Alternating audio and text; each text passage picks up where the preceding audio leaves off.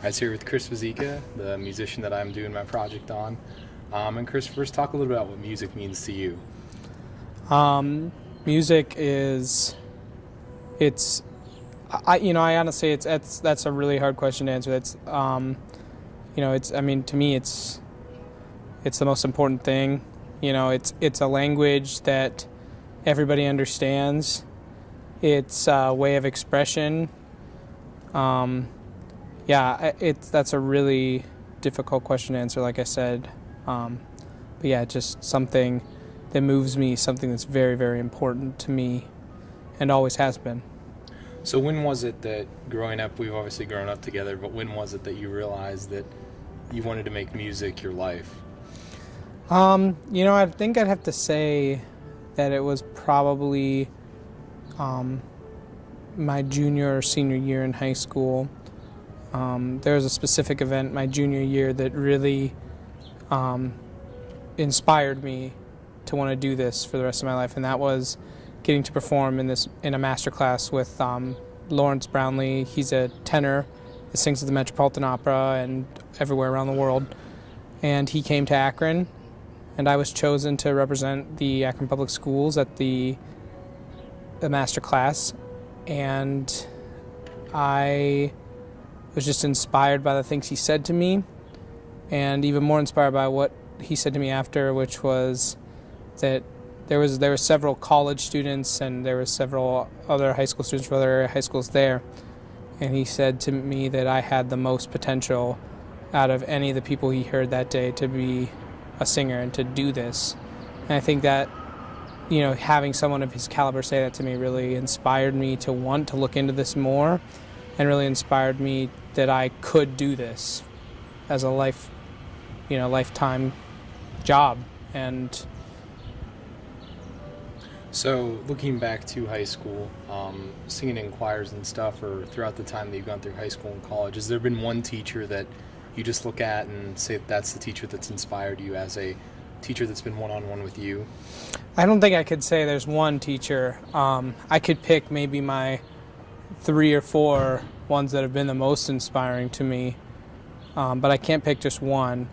I would say, obviously the first person who inspired me to do this was my teacher that I had in high school. She was my piano teacher for a very long time, and then when I became interested in singing, she became my voice teacher as well, and that was Miss Sandra Schlub, and she really introduced me to all this, and taught me about what opera was and taught me music, and it really instilled a love of music in me.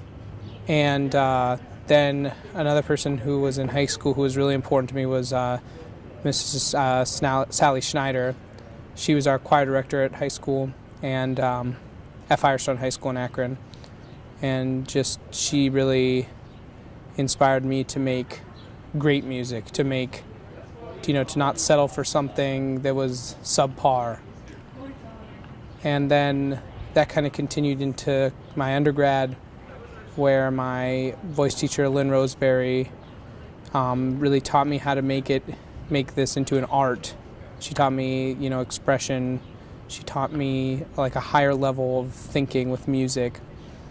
And it continues today with my teacher here, or my current teacher, Professor William McGraw, and he just inspires me to be the best I can be all the time. And as a young, just starting out on my career, that's really important to me, and all those people have helped me further myself as an artist and as a musician, and I wouldn't be the person I am today without them. I wouldn't be able to do this without them. So What was it about you that, since the time that we were little, has always made you comfortable in front of people to sing and perform? Since the time that we were little, you've always loved performing. I don't really know. That's kind of like a thing that I feel like I was almost given. Like I can't really think of a reason, because I know that from the time I was very, very young, I was comfortable in, getting up in front of people and performing. All performers, I think, have a love for that, have a love of audiences. Like, I think that there's something in all performers that likes to hear applause, that kind of stuff. But I mean, that's not really the reason I would say that I am comfortable in getting in front of people and want to get in front of people. Like, it's not, the applause isn't, it's the applause is recognition, but it's not the most important thing to me. The most important thing is to move people through what I do. But as far as getting in front of people, all I can say is maybe the fact that I do want to do that. I want to move people. I want to be able to take people to another place with the music that I, do. It's a question that can't necessarily be answered, I think. I think it stems from a lot of things, but I really just think it was something I've always been comfortable with. So you went to South Africa with your chapel choir, your college choir. What did that experience do for you? That was a very, very important experience, both as a person and musically. South Africa is a very interesting place to visit because, politically, apartheid is in such, recent in terms of, history as a whole, I guess. 20 years is a pretty long time. But, it's still pretty recent, and it's still, the effects are still seen, as a person that, going to a country where, we have homelessness in America and stuff, absolutely. But it's just a different level there, people living in, like, cardboard shacks. As a person, that just, moves you and, maybe changes your worldview a little bit. But musically, it was one of the most inspiring experiences I've ever had, because music is such an important thing to the culture there, because it was music in a large part that helped bring the end of apartheid. So anytime we would start singing, especially, choral music was so important to them there.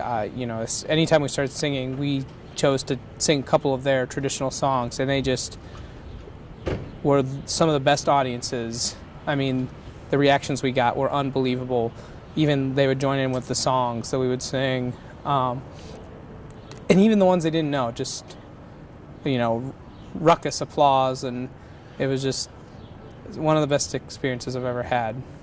So you've been to South Africa, but you've also been to Europe and Spain. What did those musical performances do to you? Is it different in those countries than in South Africa, or is it a little bit along the same lines? It's different. Europe is a different place. Music is very important to Europeans, obviously, as well, especially classical music, opera, and like classical music is very important to them because, that was their music. They created it for the most part. There were classical American composers, there are opera composers, but not nearly the volume of opera that the Europeans have. So it's a very different type of audience you get there. It's a much more, American audiences, I think, in general, are very excited for performers, and sometimes, we sometimes in the United States, I think, are less educated with specifically opera.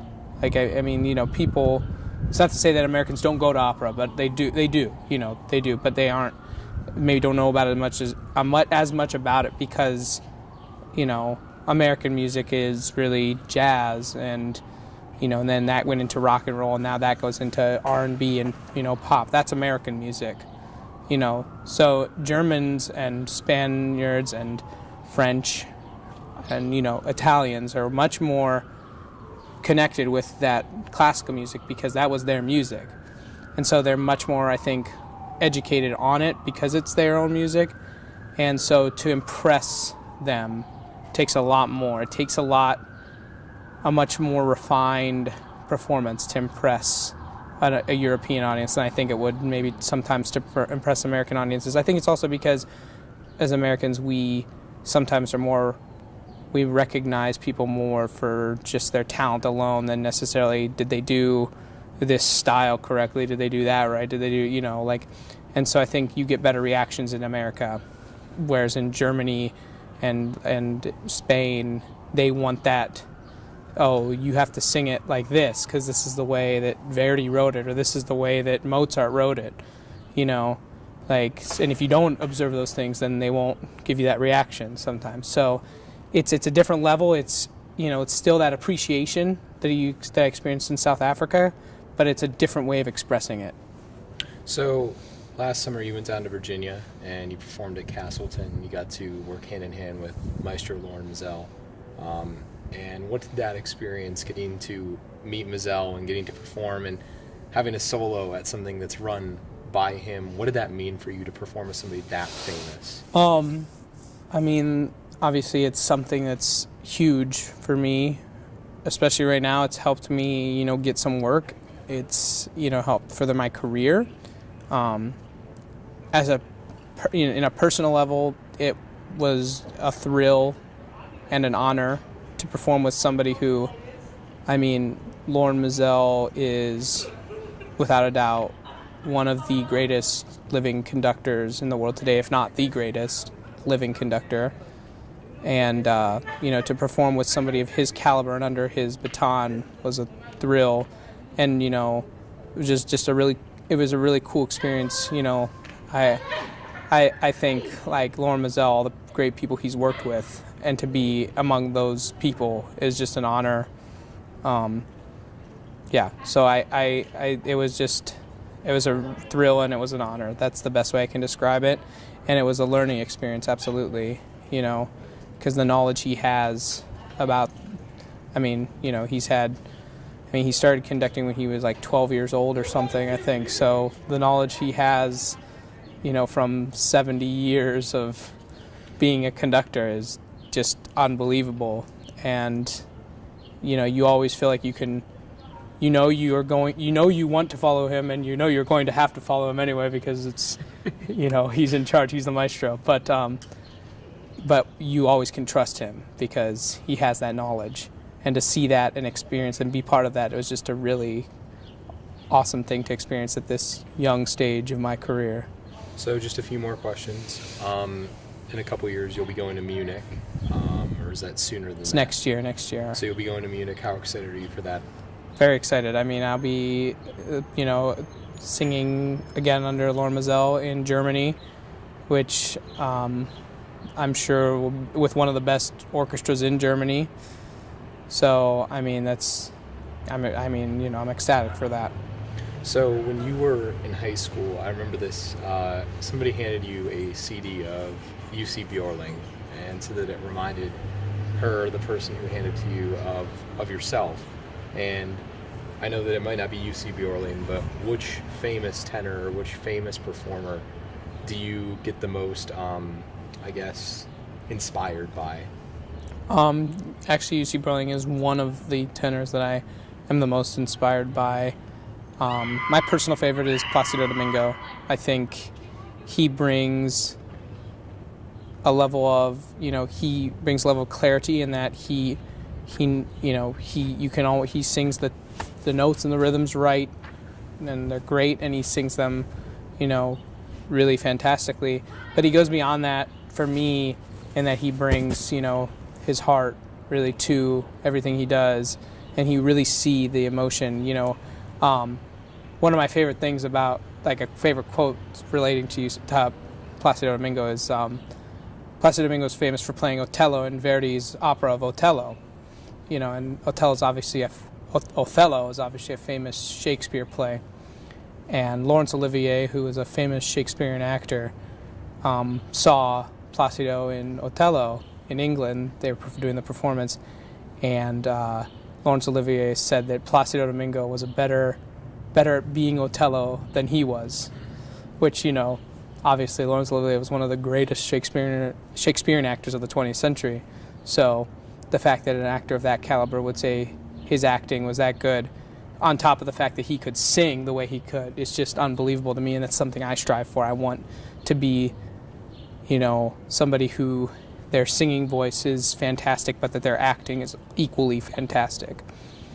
So, you've played lots of parts. Which part up till now has been your favorite that you've played within an opera?